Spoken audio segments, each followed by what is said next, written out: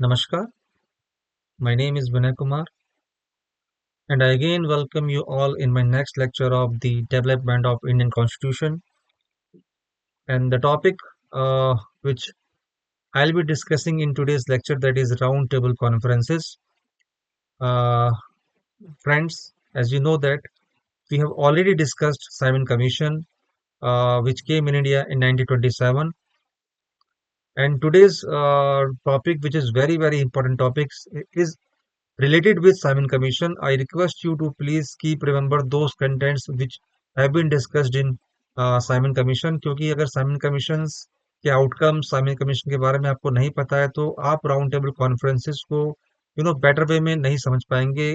Concept concept उतनी अच्छे से क्लियर नहीं होगा, कि कहीं ना कहीं जो आज का डिस्कशन है, आज का टॉपिक है, ये साइमन कमीशन से आई वुड से रिलेटेड है, क्योंकि साइमन कमीशंस की समीक्षा के लिए ये तीन राउंड टेबल्स कॉन्फ्रेंसेस या मैं बोलूं कि गोलमेज सम्मेलन का आयोजन किया गया था लंदन में 1930 को, 1931 और 1932 को।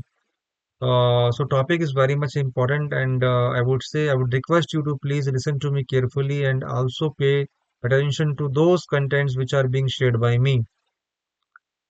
In many competitive examinations, many questions are formed especially from this particular topic.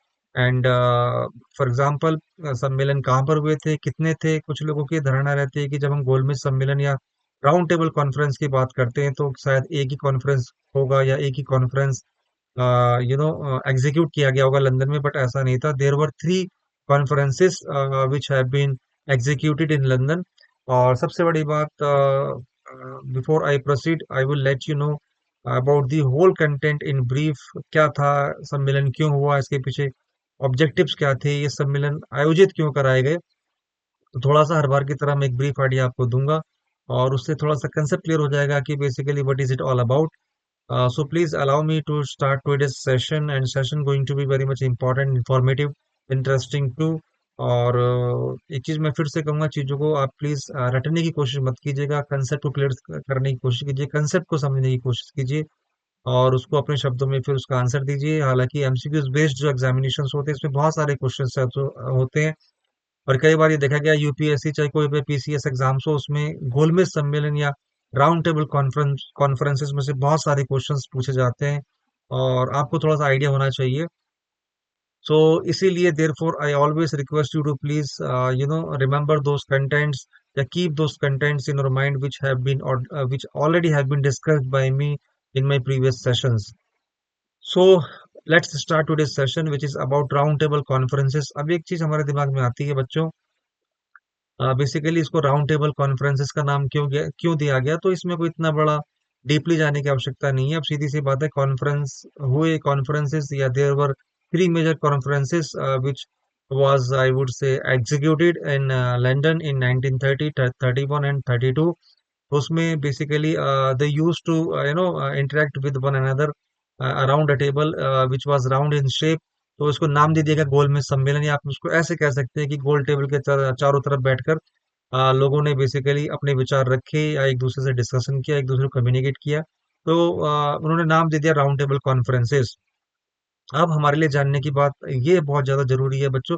हालांकि एक चीज मैं बताना चाहूंगा कि there are three major conferences या round table conferences, so it's not possible for me to discuss the whole thing in today's lecture itself।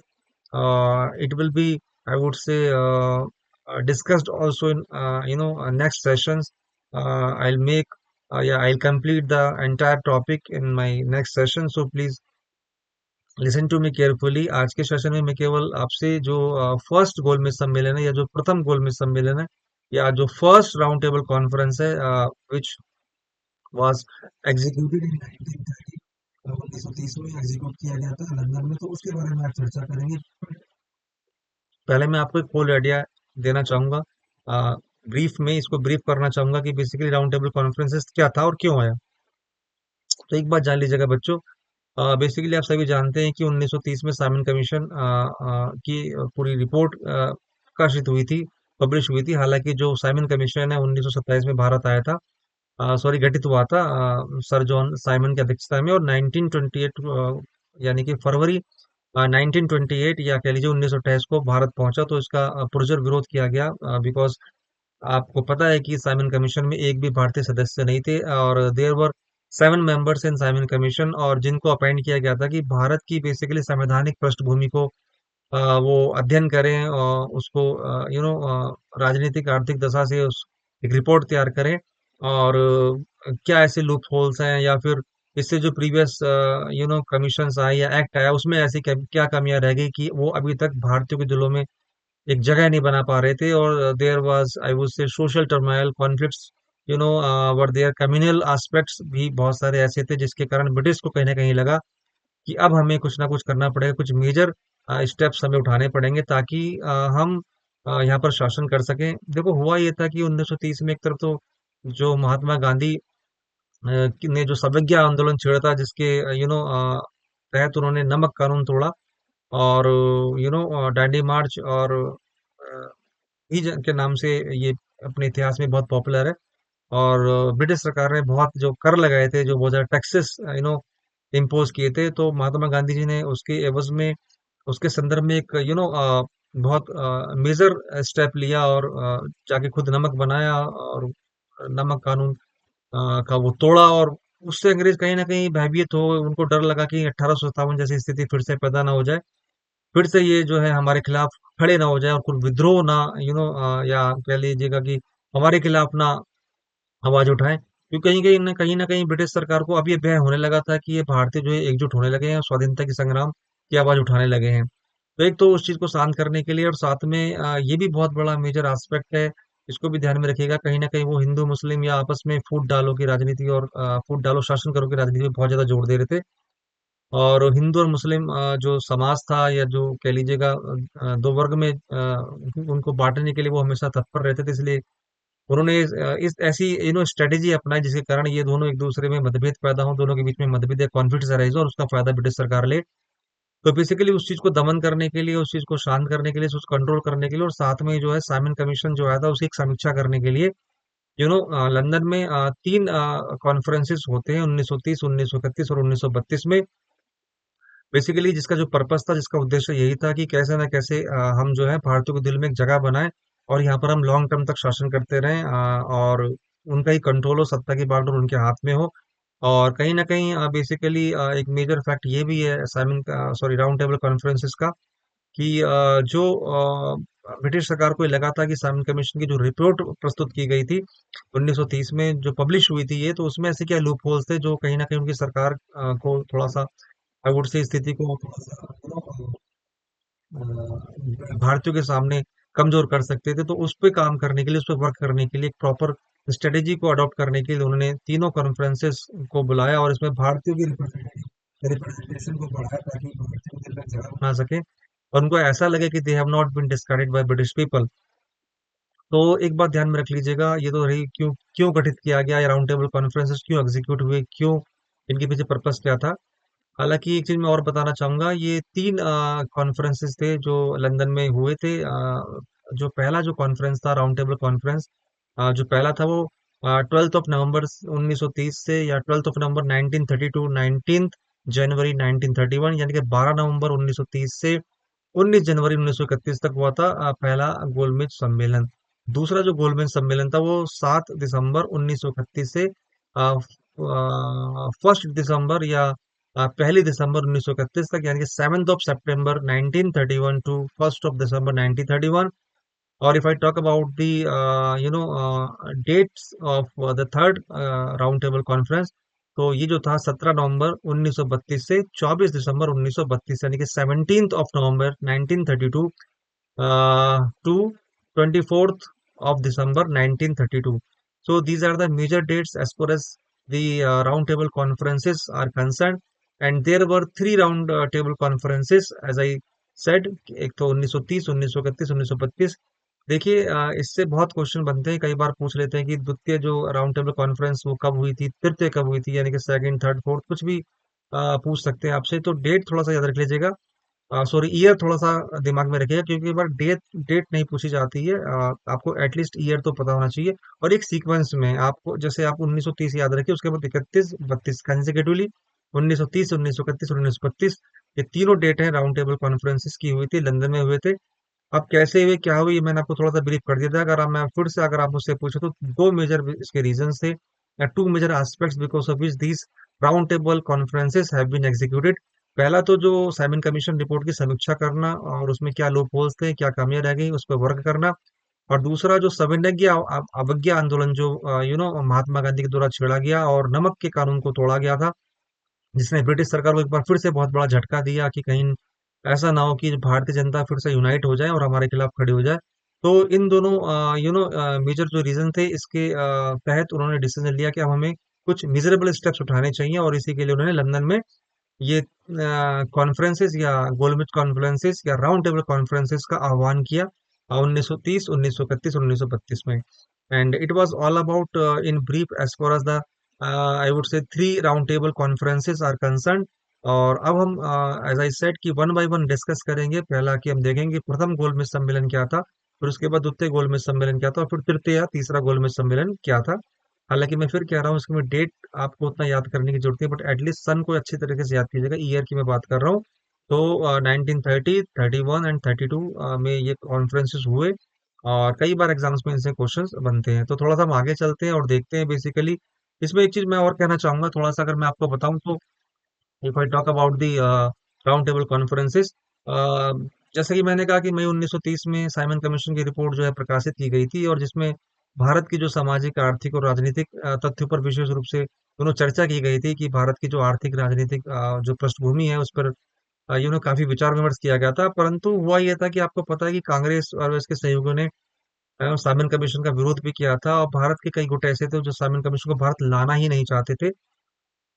और जब मैंने आपको साइमन कमीशन पढ़ाया था, मैंने बड़ी अच्छी तरीके से आपको ये बताया था कि साइमन कमीशन का भारत में विरोध क्यों हुआ, why Simon commission have been opposed by Indians. उसका सबसे बड़ा रीजन ये था कि there were 7 members in Simon commission. Sir John Simon की अध्यक्षता में जो साइमन कमीशन गठित हुआ था, उसमें एक भी भारतीय सदस्य नहीं था। अब ये बताइए, एक तो सबसे बड़ी इंसल्ट थी भारतीयों के लिए, अपमान समझा उन्होंने भारतीयों ने अपना। और दूसरा सबसे बड़ी चीज ये थी कि जिस भारत की धरातल पर या जिस भारत के संवैधानिक की पृष्ठभूमि को तैयार करने की बात की गई, और साइमन कमीशन को ये बोला गया कि आप भारतीयों के संदर्भ में एक या भारत के संवैधानिक परिप्रेक्ष्य में एक रिपोर्ट तैयार करें, उसमें भारतीय सदस्यों का ना होना, it doesn't make any sense according to me. तो इसका बहुत पुरजोर विरोध किया गया, और इसको एक बहुत बड़ी बात याद रख लीजिएगा, साइमन कमीशन को श्वेत कमीशन या व्हाइट कमीशन की संज्ञा भी दी गई, और कारण वही था कि इसमें एक भी भारतीय सदस्य नहीं था। और अंग्रेजों वापस, सॉरी, साइमन वापस जाओ के नारे लगाए गए, उन्हें काले झंडे दिखाए गए। इवन एक बहुत मेजर इंसिडेंट की मैं बात करूं जो इतिहास में अभी तक बहुत महत्वपूर्ण है आपके जानने के लिए, कि इतनी मतलब ज्यादा जाति ब्रिटिश के द्वारा, कि जब लाला लाजपत राय ने लाहौर पंजाब में, अभी तो खैर पाकिस्तान में, it used to be part of the India, विरोध किया साइमन कमीशन का, तो उस पे ब्रिटिश सरकार ने लाठियां पड़वाई और प्रहार किया लाठियों से उनकी छाती और सिर पे बहुत चोटें आई, और उनका देहांत भी हुआ। और हालांकि एक चीज और जुड़ी हुई है, जब हम इन गोलमेज सम्मेलन की बात करते हैं, तो एक बात याद रख लीजिएगा कि कई बार क्वेश्चन आया कि ऐसे ऐसे कौन से व्यक्ति थे, ऐसे कौन से राजनीतिज्ञ थे, या समाज सुधारक थे, या रिफॉर्मर थे, या कुछ भी पूछे, एमिनेंट पूछे, तो याद रख लीजिएगा ऐसा व्यक्ति, the name of that person, जिन्होंने तीनों गोलमेज सम्मेलन में भाग लिया, the name of the person who participated in all three, I would से, कॉन्फ्रेंसेस या राउंड टेबल कॉन्फ्रेंसेस, तो वो थे डॉक्टर भीमराव अंबेडकर। ये बहुत इंपॉर्टेंट क्वेश्चन है, कई बार पूछा गया है। और आप मेरे को जानते हो, the way I teach you, the way I interact with you is quite different from other, क्योंकि कभी भी कोई इंपॉर्टेंट चीज आती है तो मैं बेहतर समझता हूँ कि मैं आपके साथ डिस्कस करूँ। क्योंकि अगर वो चीज दिमाग से मिस हो गई तो फिर वो शायद डिस्कस कर भी नहीं पाता, तो इसलिए मैं आपको थोड़ा टॉपिक से डेविएट भी होता हूँ, बट मैं वो चीज, अभी कितनी इंपॉर्टेंट बात है कि ऐसे कौन से व्यक्ति थे या महापुरुष थे जिन्होंने तीनों गोलमेज सम्मेलन में भाग लिया, तो वो थे डॉक्टर भीमराव अम्बेडकर। हालांकि एक चीज और ध्यान में रख लीजिएगा कि गोलमेज सम्मेलन की जब हम बात करते हैं तो उन्होंने विशेषकर जो समाज के दलित वर्ग हैं उनके प्रोटेक्शन की बात की, उन्होंने राजनीतिक राजनीतिक रूप से प्रोटेक्शन की बात कही थी। और अगर हम बात करें इन गोलमेज सम्मेलन की, तो बच्चों, जो प्रथम गोलमेज सम्मेलन था उसमें कांग्रेस ने बहिष्कार पूर्णतः किया था, उसमें कांग्रेस का एक भी सदस्य नहीं था। क्योंकि हुआ ये था कि सविनय अवज्ञा आंदोलन के अंतर्गत जो नमक कानून बनाया गया, और अंग्रेजों का जो ब्रिटिश ने जो इतने टैक्स वगैरह इम्पोज किए थे, उसके संदर्भ में महात्मा गांधी जी ने उस नमक के कानून को तोड़ा और नमक को बनाया।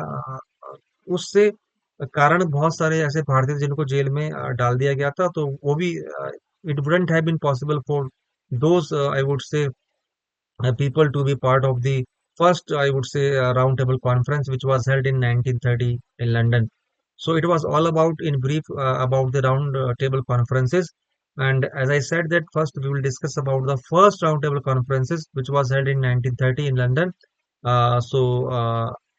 थोड़ा सा स्टार्ट करते हैं, प्रथम गोलमेज सम्मेलन के बारे में देखते हैं उसके क्या कारण थे, और फिर हम आगे बढ़ेंगे 1931 और 1932 की ओर। ओके। हालांकि मैं चाहूंगा कि जब हम प्रथम गोलमेज सम्मेलन की बात करें या फर्स्ट राउंड टेबल कॉन्फ्रेंस की बात करें, तो I would request you to please keep these important facts in your mind. ये जो है, जो मैं अभी से आप शेयर करने जा रहा हूँ, जो प्रथम गोलमेज सम्मेलन का एक्सट्रैक्ट है, निचोड़ है, इसको थोड़ा ध्यान से सुन लीजिएगा, हो सके तो नोट भी कर लीजिएगा। कभी भी क्वेश्चंस बनते हैं, मेजरली यही क्वेश्चन से पूछे जाते हैं, या ये कंटेंट्स आते हैं एग्जाम्स में, जो मैं आपको बताने जा रहा हूँ। जैसे कि अभी मैंने गोलमेज सम्मेलन स्टार्ट किया, तो मैंने एक ब्रीफ किया आपको कि what was it all about. और अगर मैं अभी बात करूँ, basically we are going to discuss about the first round table conference. तो अगर मैं बोलूँ कि इंपॉर्टेंट कंटेंट्स क्या है, या बोलूँ कि इंपॉर्टेंट क्वेश्चंस या पॉइंट्स क्या है, तो वो थोड़ा ध्यान से सुन लीजिएगा। सबसे पहली बात, जो प्रथम गोलमेज सम्मेलन का आयोजन, ठीक है, पूछते हैं जो फर्स्ट राउंड टेबल था, इसका आयोजन कब हुआ, इसकी डेट क्या थी। तो जो फर्स्ट राउंड टेबल कॉन्फ्रेंस था बच्चों, वो 12 नवंबर 1930 से 19 जनवरी 1931, ठीक है। 12 नवंबर 1930 से 19 जनवरी 1931, इफ आई से कि 12 नवंबर 1930 टू 19 जनवरी 1931, इसको मेंशन कर लीजिएगा, डेट को, बहुत ही इंपॉर्टेंट है। प्रथम गोलमेज सम्मेलन कब आयोजन हुआ, तो 12 नवंबर 1930 से 19 जनवरी 1931 तक। अब आप मुझसे पूछेंगे प्लेस या स्थान, बहुत इंपॉर्टेंट है, ये भी पूछा जाता है कि प्रथम गोलमेज सम्मेलन जो 1930 से 1931 तक, या नवंबर 1930 से 19 जनवरी 1931 तक हुआ, वो कहाँ हुआ, तो वो स्थान, वो प्लेस था सेंट जेम्स पैलेस, लंदन। तो याद रख लीजिएगा, the first round table conference was held in Saint James Palace, London. इतना ही पूछते हैं अगर हम प्लेस की बात करें। और इसी से जुड़ा हुआ एक बहुत महत्वपूर्ण तथ्य है, जैसे कि मैं बता रहा हूँ कि प्रथम गोलमेज सम्मेलन की अगर हम बात करें, तो सबसे पहले मैं आपको वो कंटेंट दे दूं जिससे क्वेश्चंस बनते हैं। अब इसकी अध्यक्षता किसने की थी, बेसिकली जो इसकी अध्यक्षता की थी, जो प्रथम या फर्स्ट राउंड टेबल कॉन्फ्रेंस है, वो की थी रैमसे मैकडोनाल्ड ने। याद रख लीजिएगा, जो प्रथम, अभी मैं थोड़ा डिटेल में आपको बताऊंगा, अभी केवल आप नाम लिख लीजिएगा। जो फर्स्ट राउंड टेबल कॉन्फ्रेंस था, उसकी जो अध्यक्षता जो की थी, वो की थी प्रधानमंत्री या प्राइम मिनिस्टर रैमजे मैकडोनाल्ड ने। और हालांकि एक बहुत बड़ी बात फिर से बताना चाहूंगा कि इस सम्मेलन में कांग्रेसियों ने भाग नहीं लिया था, समझ गए। जो इंडियन कांग्रेस थी, कांग्रेस के किसी नेता ने इस सम्मेलन में भाग नहीं लिया था, क्योंकि मैंने आपको बताया कि बेसिकली जो 1930 में साविनय अवज्ञा आंदोलन हुआ था, उसके तहत महात्मा गांधी जो नमक का कानून तोड़ा, उसके एवज में बहुत सारे कांग्रेसियों को जेल में डाल दिया गया था, तो वो भाग नहीं ले सके।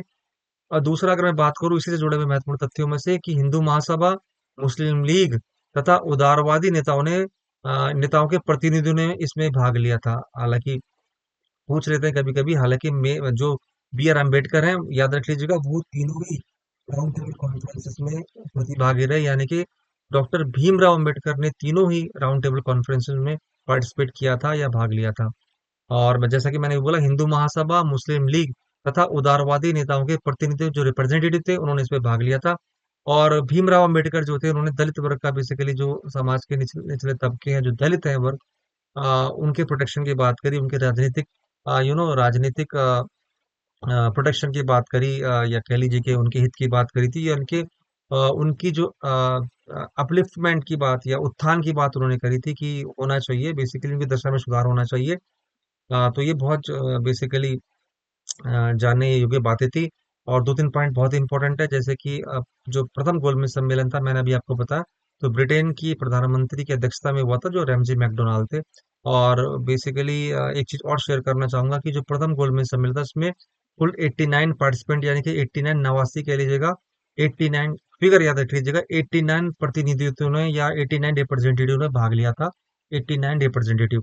अब थोड़ा सा इसको थोड़ा सा और विस्तार से चलते हैं, कि 16 भारतीय राजाओं, सिखों की तरफ से, पहले तो हो गया 16 भारतीय राजाओं, फिर सिख, यानी कि सिखों की तरफ से सरदार संपूर्ण सिंह, निचले वर्ग की तरफ से doctor, as I said, doctor Bhimrao Ambedkar, Hindu Mahasabha की तरफ से जयकर और बी एस मुंजे, मुस्लिम लीग की तरफ से मोहम्मद अली जिन्ना, आगा खां आदि ने भाग लिया था। ध्यान से सुन लीजिएगा, इसको नोट भी कर लीजिएगा कि 16 भारतीय राजाओं, सिखों की तरफ से सरदार संपूर्ण सिंह, निचले वर्ग की तरफ से डॉक्टर भीमराव अंबेडकर, हिंदू महासभा की तरफ से जयकर और बी.एस. पुंजे, मुस्लिम लीग की तरफ से मोहम्मद अली जिन्ना, आगा खां आदि ने भाग लिया था।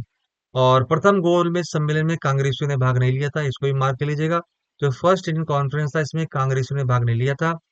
और प्रथम गोलमेज सम्मेलन में मुस्लिमों, यानी कि प्रथम गोलमेज सम्मेलन में मुस्लिमों और डॉक्टर जो अम्बेडकर की तरफ से अलग अलग निर्वाचन मंडल की बात की गई थी, यानी कि इनका अलग अलग इलेक्टोरेट होना चाहिए, इनका अलग अलग से निर्वाचन मंडल होना चाहिए।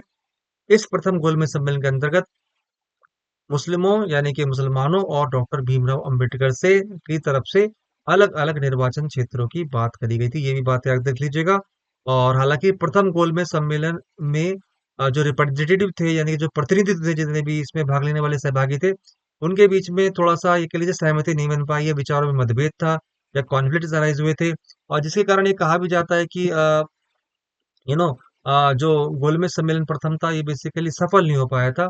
और क्योंकि आपस में बहुत सारा कॉन्फ्लिक्ट्स थे, और सबसे बड़ी बात, जो देश को मेजरली रिप्रेजेंट करने वाली जो पार्टी थी, कांग्रेस पार्टी, वो तो इसमें उपस्थित ही नहीं थी। महात्मा गांधी जी उस समय जेल में थे। हालांकि प्रथम सम्मेलन के बाद जो ब्रिटिश सरकार ने आपसी सौहार्द और प्रेम भाव बढ़ाने के लिए, अपनी छवि सुधारने के लिए भारतीयों के बीच में, उन्हें ये ना लगे कि they have been discarded by British people, या they have not been included by British people, या उन्हें अलग थलग कर दिया गया, तो एक छवि बनाने के लिए, अपनी छवि को सुधारने के लिए, उन्होंने जनवरी 1931 या 1931 में महात्मा गांधी को जेल से रिहा भी कर दिया था। एक बहुत मेजर इंसिडेंट है इस सम्मेलन से जुड़ा हुआ, या प्रथम गोलमेज सम्मेलन की बात करें। हालांकि बात ध्यान से सुन लीजिएगा, जो महात्मा गांधी इसमें पार्टिसिपेट नहीं कर पाए थे क्योंकि उस समय वो जेल में थे। और जैसे कि मैंने बताया कि नमक का कानून के संदर्भ में सत्याग्रह आंदोलन, सविनय अवज्ञा आंदोलन जो उन्होंने छेड़ा था, और समुद्र किनारे नमक बढ़ाया था, दांडी मार्च यात्रा भी आपको पता है, याद होगी। तो उसके एवज में महात्मा गांधी जी को फिर बाद में, इस सम्मेलन के बाद 1931 में महात्मा गांधी जी को जेल से रिहा कर दिया गया। हालांकि एक तथ्य और यहाँ से जुड़ा हुआ कि 1930 को महात्मा गांधी और जो लॉर्ड इरविन थे, उनके मध्य दिल्ली में एक समझौता हुआ था, जिसे हम लॉर्ड इरविन समझौते के नाम जाना जाता है। ये बहुत इंपॉर्टेंट इंसिडेंट है as far as the first गोलमेज सम्मेलन इज कंसर्न, याद रख लीजिएगा। कई बार पूछा जाता है कि किस सम्मेलन के अंतर्गत ये समझौता हुआ था, जो महात्मा गांधी थे और लॉर्ड इरविन के मध्य। तो दिल्ली में वो समझौता हुआ था महात्मा गांधी और लॉर्ड इरविन के बीच में, और इतिहास में इसे गांधी इरविन समझौते के नाम से भी जाना जाता है। तो ये दो बातें और जुड़ी हुई थी राउंड टेबल कॉन्फ्रेंसेस के संदर्भ में बच्चों, इसे आप कभी मत भूलिएगा, बहुत इंपॉर्टेंट है। एक बार फिर से ध्यान से सुनिएगा, जो मैंने अभी आपको ब्रीफ किया है, उसको एक बार फिर से चाहे तो नोट कर लीजिएगा, चाहे उसको कहीं लिख लीजिएगा, कि जो प्रथम गोलमेज सम्मेलन, या कि फर्स्ट जो राउंड टेबल की अध्यक्षता किस ब्रिटिश पर्सनैलिटी ने, किस ब्रिटिश शख्स ने की थी, तो उस ब्रिटिश शख्स का नाम याद रखिएगा। उसकी अध्यक्षता ब्रिटिश प्रधानमंत्री रैमसे मैकडोनाल्ड ने की थी। ठीक है, आई होप आपने ये नोट कर लिया होगा। और दूसरा, 12 नवंबर 1930, यानी कि 12 नवंबर 1930 को महामहिम जॉर्ज पंचम ने लंदन में Royal Gallery House of Lords में आधिकारिक तौर पर इसका उद्घाटन किया। कुल 16 प्रतिनिधियों ने, कुल आई वुड से 16 रिप्रेजेंटेटिव ने, तीन ब्रिटिश राजनीतिक दलों का प्रतिनिधित्व किया था। समझ गए, कुल 16 यानी कि 16 जो रिप्रेजेंटेटिव थे, उन्होंने तीन ब्रिटिश राजनीतिक दलों का प्रतिनिधित्व किया था। ब्रिटिश भारत से 58 राजनीतिक हस्तियों और रियासतों के 16 प्रतिनिधि मंडल उपस्थित थे। समझ गए, ब्रिटिश भारत से 58 यानी कि 58 राजनीतिक हस्तियां और रियासतों के 16 प्रतिनिधि मंडल उपस्थित थे। फर्स्ट राउंड टेबल कॉन्फ्रेंस में कुल 74 भारतीय रिप्रेजेंटेटिव थे। One of the major, I would say, aspect of this conference, first round table, की जो फर्स्ट राउंड टेबल या प्रथम गोलमेज सम्मेलन था, उसमें कांग्रेस में कुल 74 भारतीय प्रतिनिधि थे फर्स्ट राउंड टेबल में। सॉरी, कॉन्फ्रेंस में, नॉट कांग्रेस में, याद रखिएगा, फर्स्ट राउंड टेबल कॉन्फ्रेंस के अंतर्गत, क्योंकि कांग्रेस ने तो उसमें पार्टिसिपेट ही नहीं किया था। तो फर्स्ट राउंड टेबल जो हेल्ड हुआ था, या फर्स्ट राउंड टेबल जो सम्मेलन था, उसमें टोटल 74 इंडियन या भारतीय रिप्रेजेंटेटिव थे। ठीक है। दूसरी ओर अगर मैं बात कहूं, जैसा कि मैंने बताया कि भारतीय राष्ट्रीय कांग्रेस जो उस वक्त की मेजरली पार्टी थी, जो इंडिया के एक बहुत बड़े, आई वुड से, बृहद स्तर पर लार्ज स्केल भारत को रिप्रेजेंट करती थी, पूर्णतः भारतीय राष्ट्रीय कांग्रेस अनुपस्थित रहे।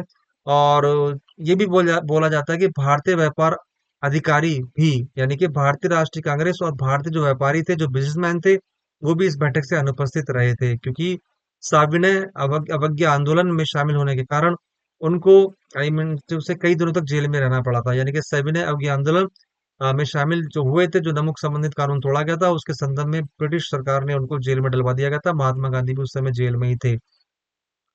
तेज बहादुर सप्रू ने अखिल भारतीय संघ की धारणा को बहस में सबसे आगे रखा। जो तेज बहादुर सप्रू जो थे, उन्होंने अखिल भारतीय संघ की धारणा को उस बहस में, उस कॉन्फ्रेंस में सबसे आगे रखा था।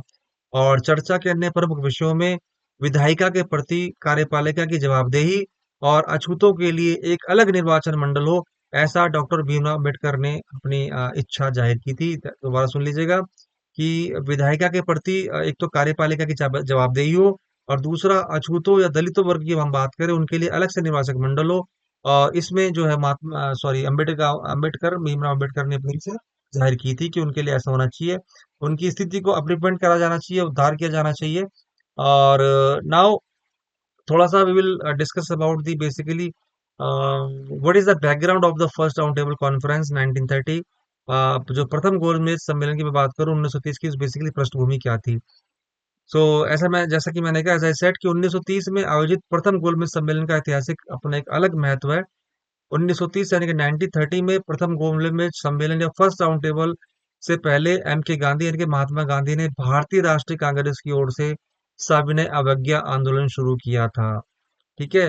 नतीजन, अब क्योंकि कांग्रेस के कई बड़े नेता को कैद कर दिया गया था, अन्य सभी भारतीय दलों के प्रतिनिधियों के साथ साथ कई राजकुमार उद्घाटन में या कॉन्फ्रेंस में हालांकि शामिल हुए थे, बट एक कांग्रेस जो पार्टी थी, कांग्रेस पार्टी वहां पर सम्मिलित नहीं हो पाई थी प्रथम गोलमेज सम्मेलन में।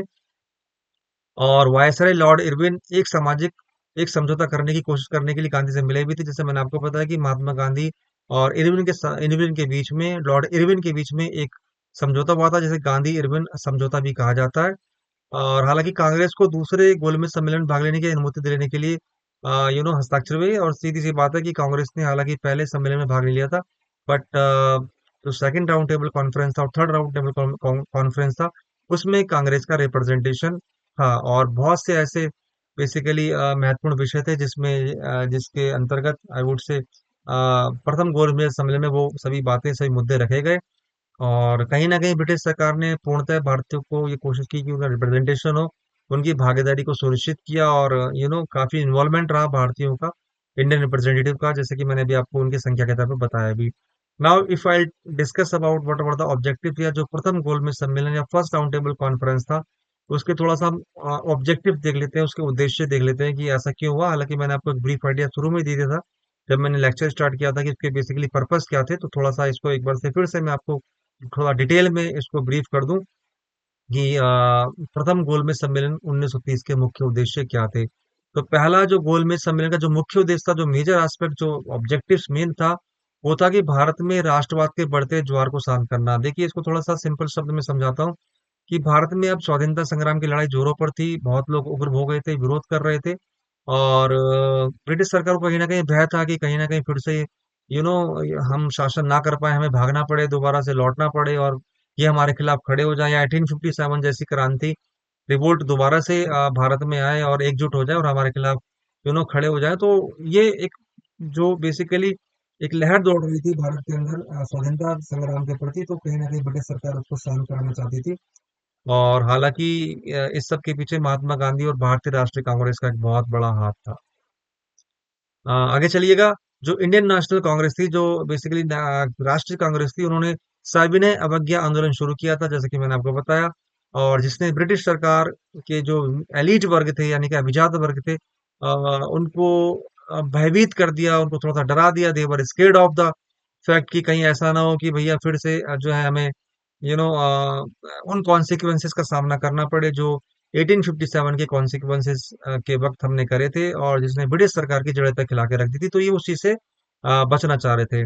और रही बात, जब हमने बात करी जो पहली जो जो फर्स्ट गोलमेज सम्मेलन या फर्स्ट राउंड टेबल का एक अन्य, अगर मैं बात करूं, ऑब्जेक्टिव, मेजर ऑब्जेक्टिव था, वो जो साइमन कमीशन भारत आया था, उसके जो रिजल्ट थे, उसके जो आउटकम्स थे, उसके आधार पर वो बोला गया कि भारत के लिए एक संवैधानिक पृष्ठभूमि को तैयार करे, संवैधानिक मुद्दों पर बहस करे, और भारत के संविधान के लिए रूपरेखा बनाए। भारत की राजनीतिक पृष्ठभूमि, आर्थिक पृष्ठभूमि पर वो थोड़ा-सा वर्क करे और देखे कहाँ लूप होल्स हैं। तो उस रिज़ल्ट या उस आउटकम्स यानी कि साइमन कमीशन के आउटकम्स की समीक्षा करने के लिए भी ये तीनों गोलमेज सम्मेलन का आयोजन लंदन में कराया गया था। हालाँकि मैं फिर वही कहूँगा कि जो फर्स्ट गोलमेज सम्मेलन था उसका वो सफल नहीं हो पाया था क्योंकि बेसिकली आपस में बहुत ज़्यादा मतभेद थे, कॉन्फ्लिक्ट्स थे, विचारों में सहमति नहीं बन पाई थी जिसके कारण ये जो है सफल नहीं हो पाया। लेकिन बहुत बड़ी बात अगर मैं बोलूँ कि बेसिकली अंग्रेज का जो मकसद या ब्रिटिश सरकार का जो मकसद या ब्रिटिश गवर्नमेंट का जो एक मोटो था, मेन मोटो था कि भारत में कुछ ऐसी स्थिति पैदा हो जाए जिससे कि वो फूट डालो और राजनीति करो कि अपनी जो स्ट्रेटेजी है या मंशा को पूरी रणनीति को पूरा कर पाए यानी कि डिवाइड एंड रूल का वो जो है शासन अपनाना चाहते थे कि भारतीयों के बीच में कलह या मतभेद करें और हम उसका फायदा उठाएं और इनको आपस में लड़वाएं। ठीक है, ये भी कुछ ना कुछ ऐसी रिफॉर्म या कुछ स्ट्रेटेजी ये अडॉप्ट करना चाह रहे थे, इस पे वर्क करना चाह रहे थे कि अगर जहां पर एकत्रित हुए, जहां पर यूनाइट हुए, तो ये ultimately it will lead to the situation where they will have to face the I would say I would say condition in which they will be defeated by Indian people and they will have to go back to the Britain। उस situation में वो पढ़ना नहीं चाहते थे या फिर मैं कहूँ कि they might have to face the consequences like 1857 revolt. तो उस चीज से भी कहीं ना कहीं बहुत घबराए हुए थे, they were scared of the consequences। तो इन सब की रणनीति तैयार करने के लिए उन्होंने लंदन में तीनों आई वुड से द कंसेक्यूटिव जो समितियों जो बेसिकली मेजर कॉन्फ्रेंसिस थे उसका उन्होंने बेसिकली आयोजन कराया था 1930, 1931 और 1932 में। ये डेट आप याद रख लीजिएगा। हालांकि I discuss about the contribution of doctor Bhimrao Ambedkar as far as the first I would say the first round table is concern. जो प्रथम गोलमेज सम्मेलन में डॉक्टर भीमराव अंबेडकर की कंट्रीब्यूशन का कई बार क्वेश्चन अलग से बनता है या इसको ऐसे पूछ लेते हैं कि जो फर्स्ट राउंड टेबल कॉन्फ्रेंस या प्रथम गोलमेज सम्मेलन रहा 1930 में, उसके अंतर्गत जो भीमराव अंबेडकर थे उनका क्या योगदान था या contribution of doctor Bhimrao Ambedkar in the first round table conference. So will go through all the contents in nutshell and I let you know what were those I would से प्रोविजंस। जहां तक कि डॉक्टर भीमराव अंबेडकर के योगदान का सवाल है, तो पहला 1930 में जो गोलमेज सम्मेलन हुआ था, जो पहला गोलमेज सम्मेलन हुआ था, उसमें अपनी प्रस्तुति के दौरान अपनी पार्टिसिपेट जो उन्होंने किया था, उन्होंने सबसे बड़ी जो आवाज उठाई थी वो समाज के दलित वर्गों के फेवर में उठाई थी कि उनको जो है प्रोटेक्ट किया जाए, उनको राजनीतिक और आर्थिक दृष्टि से स्ट्रांग बनाया जाए। और बेसिकली भारतीय समाज को तीन अलग अलग वर्गों में विभक्त होने के रूप में परिवर्तित किया गया, हिंदू, मुस्लिम और गरीब। लेकिन जो भीम अम्बेडकर थे केवल इस उद्देश्य से अलग निर्वाचन मंडल की बात कर रहे थे कि ताकि इनका इनके हित में काम हो और जो समाज का एक दलित वर्ग है या अल्पसंख्यक वर्ग है उनके लिए कुछ किया जा सके। उन्होंने ये भी कहा था कि भारत वास्तव में केवल तभी स्वतंत्र हो सकता है जब ये वर्ग राजनीतिक प्रक्रिया में भाग लेने के लिए अपने स्वयं के प्रतिनिधित्व का चुनाव करे। बेसिकली जिस तरह से मैं फिर वही कहूंगा कि जैसा कि आपने वैदिक पीरियड में देखा था किस तरह समाज जो है चार वर्गों में या चार वर्णास में या फोर वर्णास में डिवाइड था, ब्राह्मण, क्षत्रिय, वैश्य, शूद्र। लेकिन बेसिकली इधर अगर हम इस परिप्रेक्ष्य में बात करें, डॉक्टर भीमराव अंबेडकर ने बोला था कि अगर हम इन भारतीयों को या भारत को वास्तव में स्वतंत्र होना देखना चाहते हैं या चाहते हैं कि इसको पूर्णतः आज़ादी मिले, तो जब ये वर्ग राजनीतिक प्रक्रिया में भाग लेने के लिए बेसिकली जो समाज के दलित या तबके या निचले तबके के लोग होते हैं अपने आप को बेसिकली रिप्रेजेंट नहीं कर पाते या खुल के अपनी बात नहीं रख पाते, तो उनके अनुसार डॉक्टर भीमराव अम्बेडकर के अनुसार ये तभी सिद्ध होगा कि वो अपना अपना एक रिप्रेजेंटेटिव चुने जो उनको रिप्रेजेंट करे। ठीक है। परिणाम स्वरूप डॉक्टर अंबेडकर ने भारत में जाति के विचार के विपरीत SC ST को दलित वर्ग के रूप में वर्गीकृत किया, इनको क्लासिफाइड किया क्योंकि वे सभी एक ही आर्थिक और सामाजिक स्थिति में हैं। हालांकि मैं फिर से कहूंगा कि डॉक्टर भीमराव अंबेडकर ने भारत में स्पेशली SC और ST को दलित वर्ग के रूप में वर्गीकृत किया था क्योंकि उन्होंने सोचा था कि इनकी जो आर्थिक और राजनीतिक स्थिति है, जो दशा है, वो सब एक ही जैसी है। और परिणाम स्वरूप 1930 के दशक में वे गरीबों के लिए अलग से एक निर्वाचक मंडल चाहते थे। 1930 में बेसिकली अगर मैं बोलूँ अलग से निर्वाचन मंडल किन के लिए, जो समाज का तबका है, जो निचला तबका है, जो दबा हुआ है और जो बेसिकली सोशल या समाज में जो सोसाइटी में एक स्पेशल पहचान बना के लोग जो एलिट हैं वो इनको अलग थलग रखते हैं, उनको निम्न दृष्टि का यही समझते हैं। तो ये बहुत बड़ी बात कही गई थी डॉक्टर भीमराव अम्बेडकर की तरफ से, जो कि तीनों गोलमेज सम्मेलन में या तीनों जो राउंड टेबल कॉन्फ्रेंस थी उसमें ये प्रेजेंट रहे थे। और कई बार ये क्वेश्चन पूछा भी जाता है। मैंने फिर वही आपसे कहा कि डॉक्टर भीमराव अम्बेडकर एक ऐसे व्यक्ति थे जो तीनों गोलमेज सम्मेलन में जिन्होंने भारतीयों को रिप्रेजेंट किया था। और if I talk about the round table conferences participant, अगर मैं बात करें प्रथम गोलमेज सम्मेलन के प्रतिभागियों की, तो एक बार फिर से मैं आपको बता दूं कि जो प्रथम गोलमेज सम्मेलन में निम्नलिखित व्यक्तियों ने भाग लिया था, जिसमें तीन ब्रिटिश राजनीतिक दलों ने कुल 16 प्रतिनिधि भेजे, यानी कि 16 रिप्रेजेंटेटिव भेजे थे। ठीक है। इनकी उपस्थिति में कुल 74 भारतीय प्रतिनिधि, यानी कि 74 रिप्रेजेंटेटिव थे।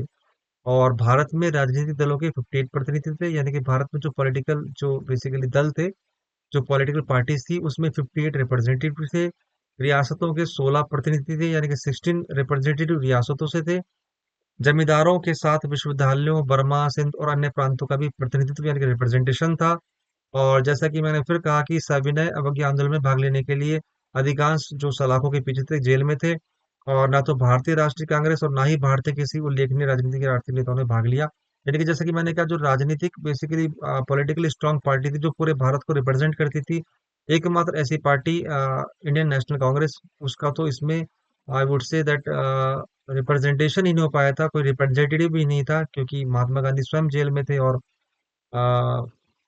उनको कांग्रेस को जेल की सलाखों के पीछे में डाल दिया गया था।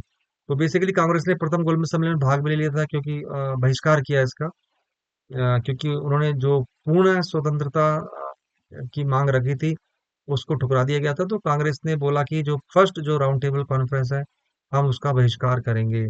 हालांकि अन्य भारतीय सदस्यों और भारतीय राजकुमारों के प्रतिनिधियों ने सरकार की संसदीय शैली के साथ एक भारतीय संघ बनाने पर सहमति व्यक्त की थी, जिसमें मूल राज्य शामिल होंगे।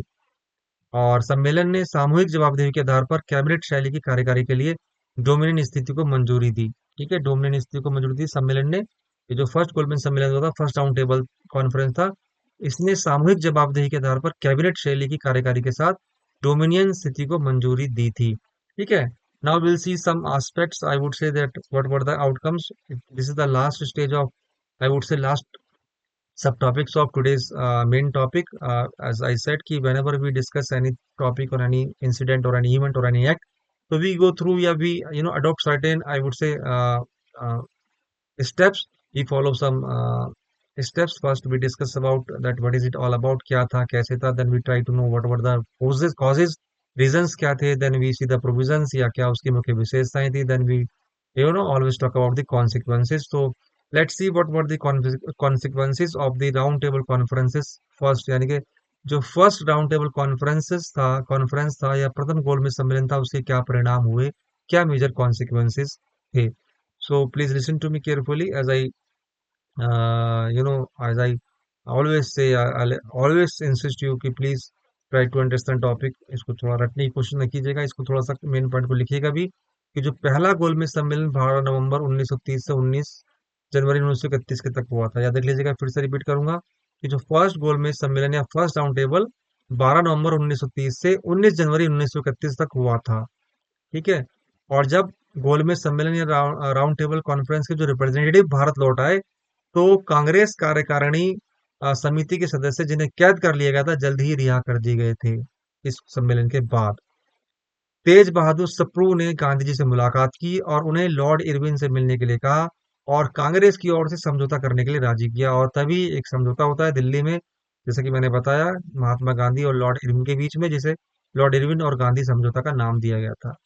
इस तथ्य के बावजूद कई सुधार अवधारणाओं पर सहमति हुई थी. बहुत कम क्रियान्वित किया गया, मतलब उसका एग्जीक्यूशन बहुत कम था, उसको इम्प्लीमेंट बहुत कम किया, हालांकि बातें बहुत रखी गई थी.